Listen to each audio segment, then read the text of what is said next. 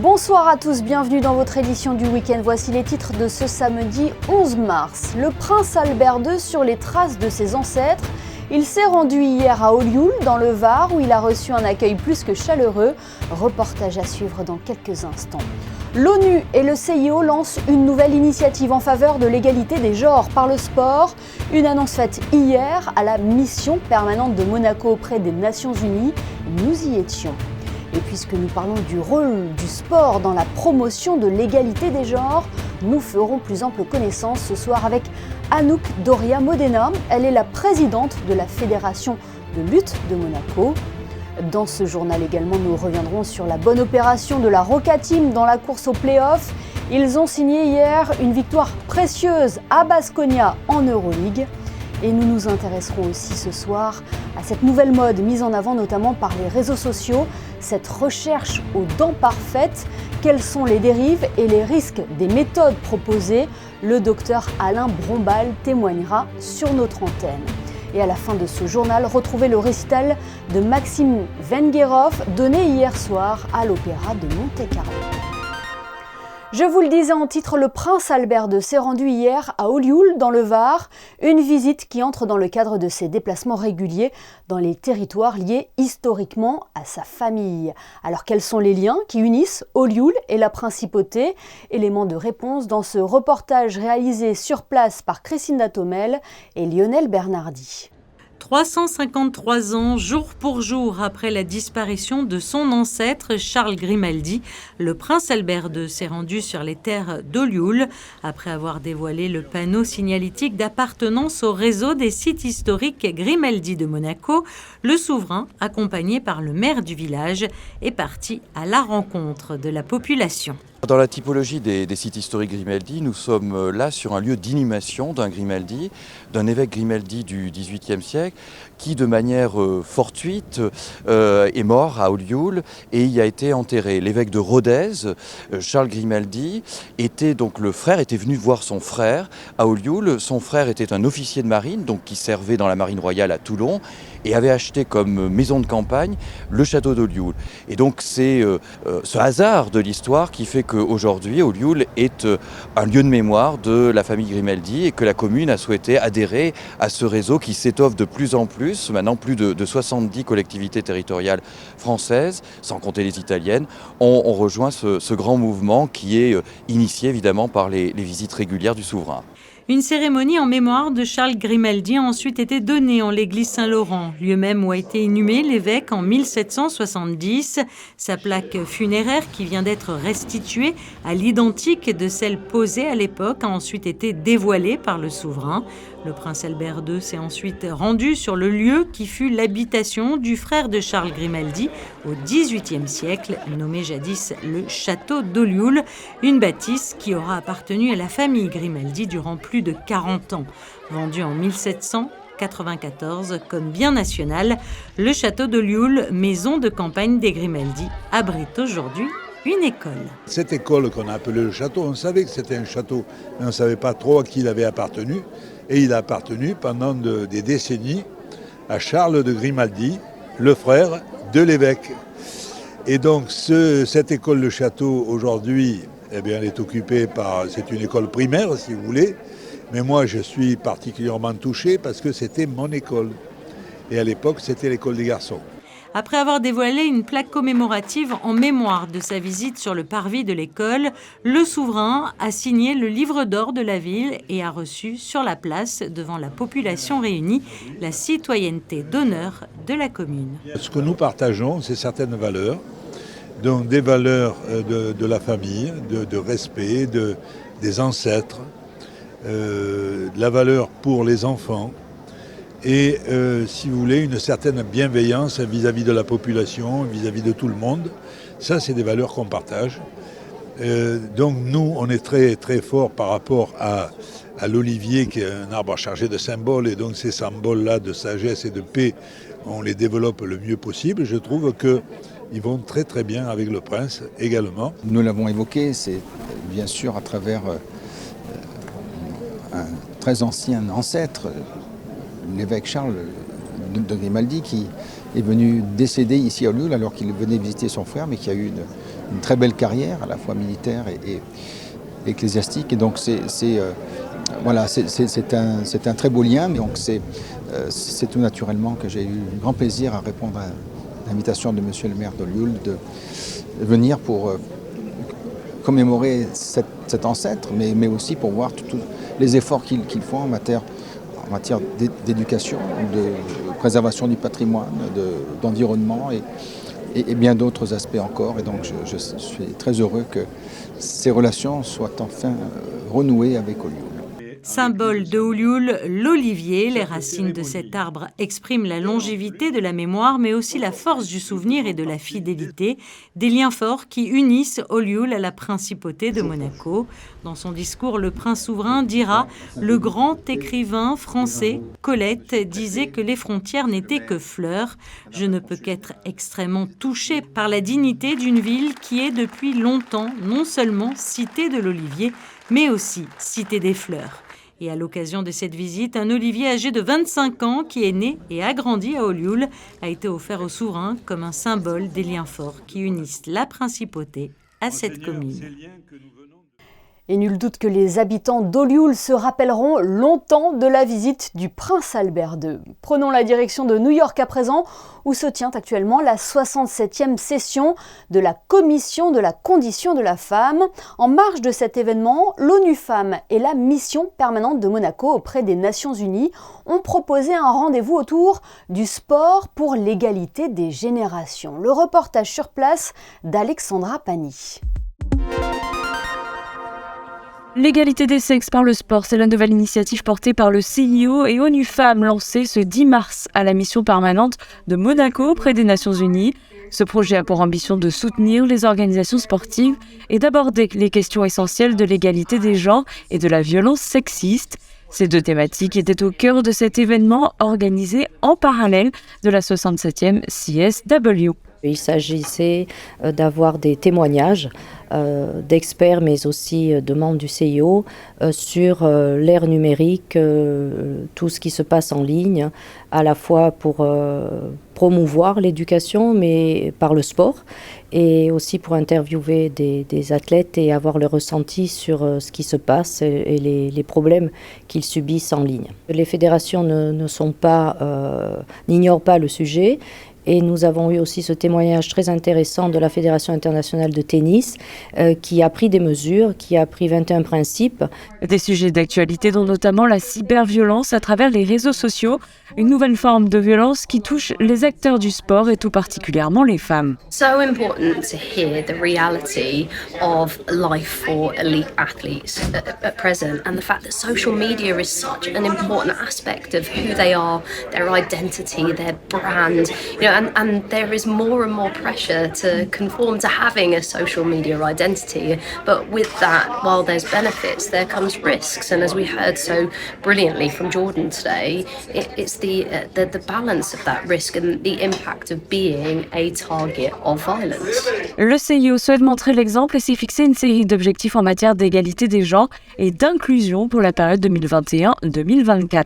On a fait beaucoup de choses, que ce soit sur le terrain, la participation des filles et des femmes. Vous savez qu'à Paris 2024, il y aura une parité sur le terrain. Et aussi au niveau de la gouvernance, du leadership, nous avons les membres du CIO qui sont à 39%. Et ça commence à venir au niveau des comités nationaux olympiques, des fédérations nationales et internationales. Cet événement a été suivi également en ligne par près de 300 personnes.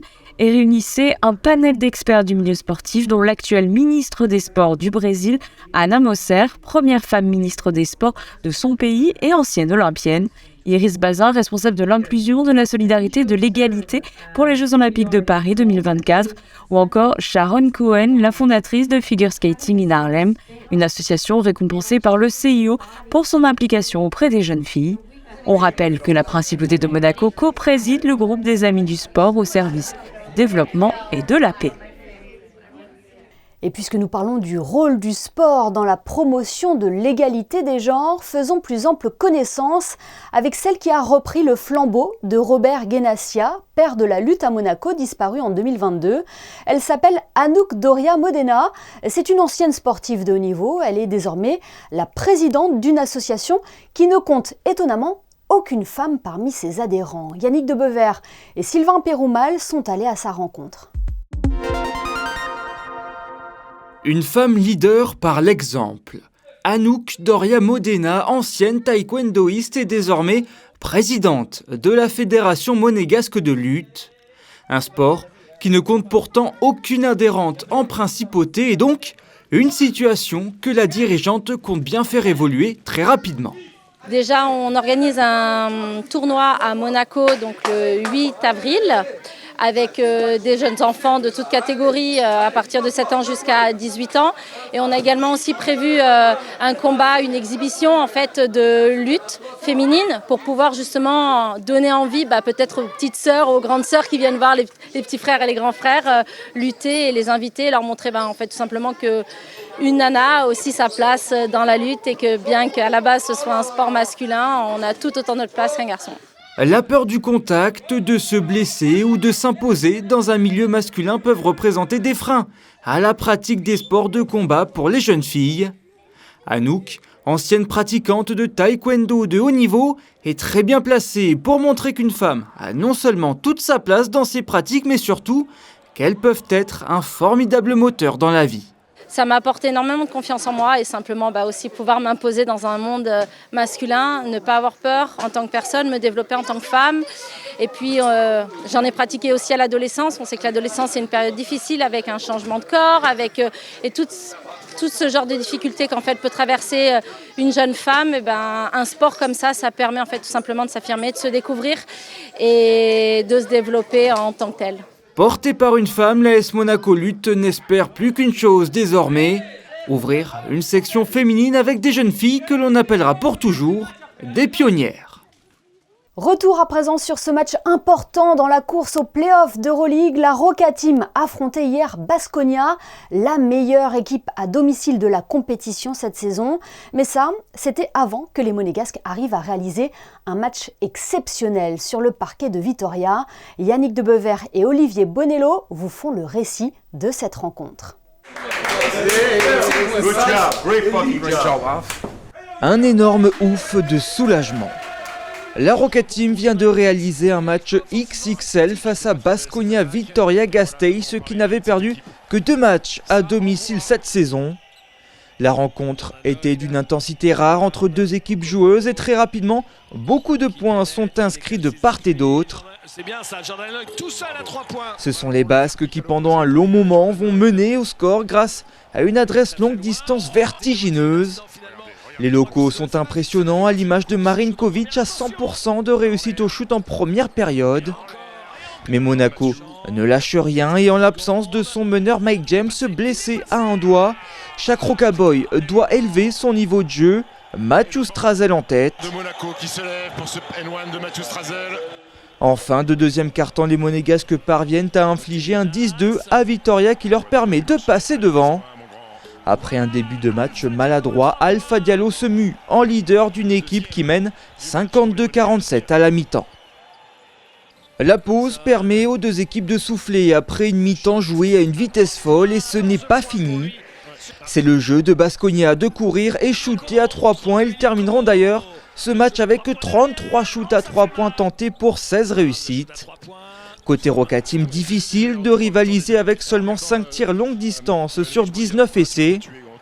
Logiquement, les Basques reprennent l'avantage dans cette 3e reprise emmenée par l'irrésistible duo Darius Thompson, Marcus Howard, tous deux auteurs de 20 points.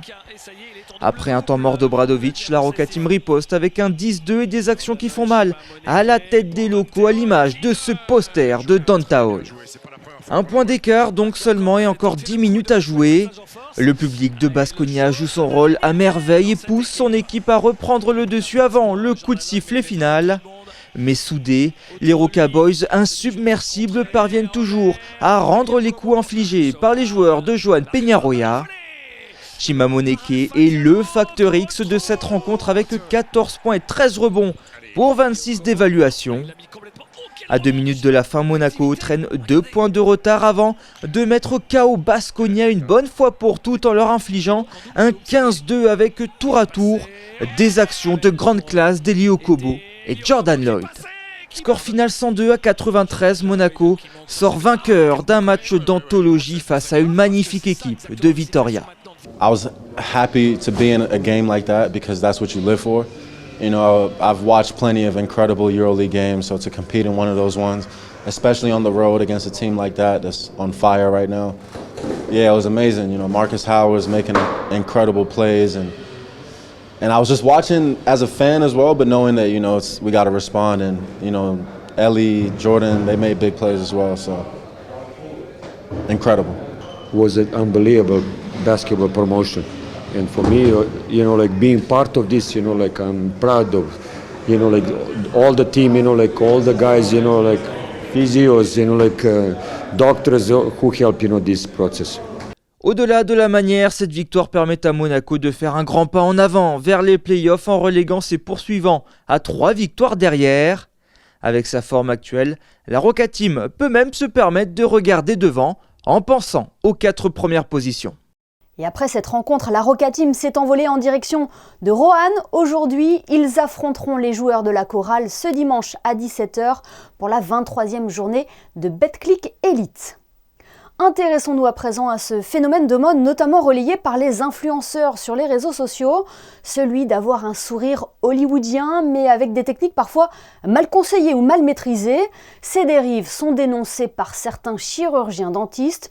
Pour faire le point, nous sommes ce soir avec le docteur Alain Brombal. Bonsoir. Bonsoir. Est-ce que vous aussi, dans votre cabinet, vous constatez cette recherche aux dents parfaites et au sourire éclatant ? Oui, c'est pas récent, quoi, mais ces temps-ci, on peut considérer qu'il y en a de plus en plus. Comment on peut expliquer ce phénomène, docteur ? C'est vaste, les raisons.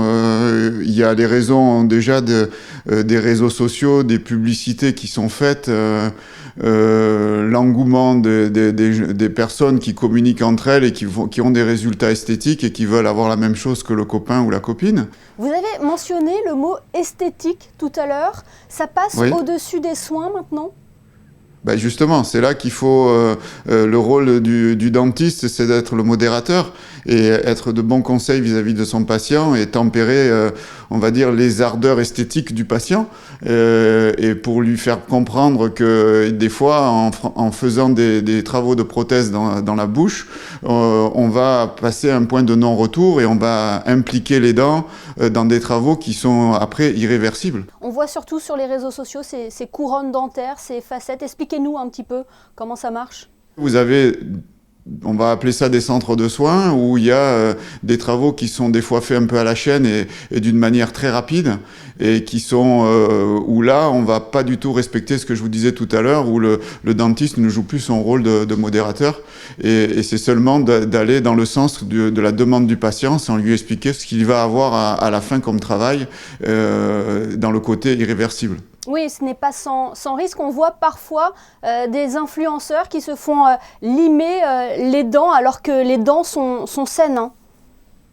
Oui, voilà, c'est ça. Même une facette qui est, on va dire, le travail de prothèse le moins agressif sur une dent peut être, va demander quand même une réduction un peu de la dent. Et donc, ce qui veut dire, une fois que la dent est réduite, la dent est condamnée à avoir au minimum une facette toute la durée de vie de cette dent dans la bouche du patient.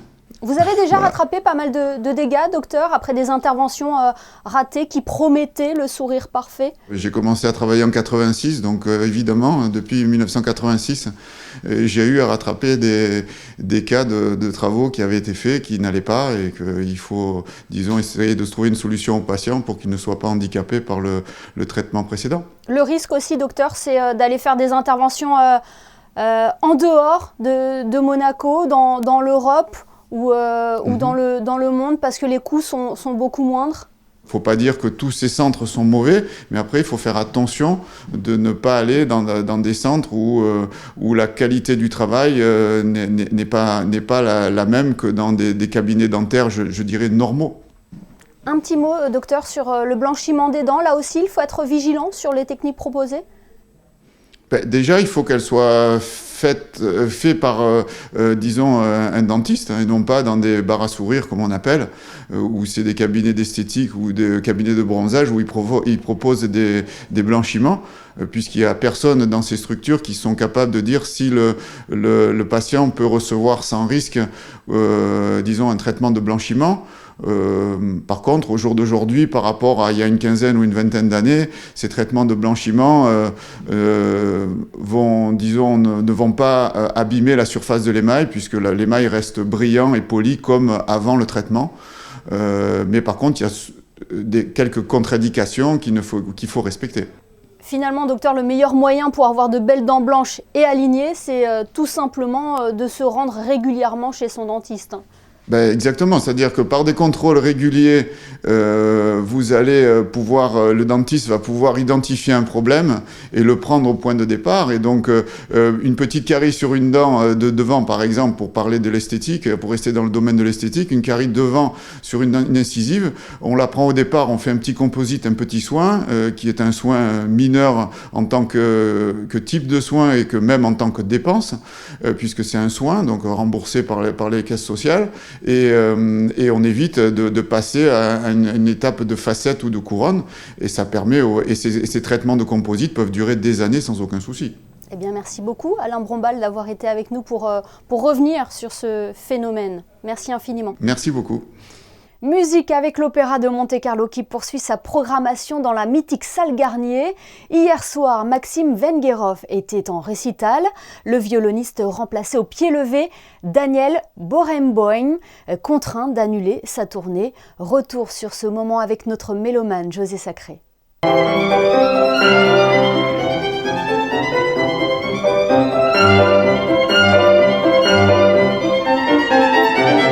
Une sonate de César Franck, une sonate de Tchaïkovski et la sonate dite à Kreutzer de Beethoven étaient au programme du récital du violoniste Maxime Vengerov avec le pianiste Rustem Saidkulov, invité par Cécilia Bartoli, en remplacement du pianiste chef d'orchestre Daniel Barenboim, malade.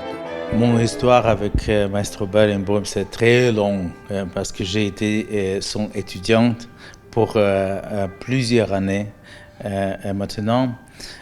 C'est une situation malheureusement triste parce qu'il est malade, il ne peut pas venir ici pour jouer, mais je suis très ravi. Je voudrais remercier l'administration et Cecilia Bartoli de l'Opéra de Monte-Carlo pour inviter moi pour remplacer Maestro. Alors, Cecilia Bartoli, vous la connaissez depuis longtemps. Cecilia Bartoli, je connais comme j'ai été 17 ans. C'est la première fois qu'on a rencontré avec elle. Et elle est mon idole musicale. Oui. Et vous êtes son idole aussi. Oui, je pense les voix et violon, c'est une grande mixture, grande harmonie. J'essaie toujours de chanter comme je joue. Après son triomphe à Monaco, Maxime Vengerov retrouvera ses élèves violonistes à Salzbourg avant de se produire au Royal Albert Hall à Londres.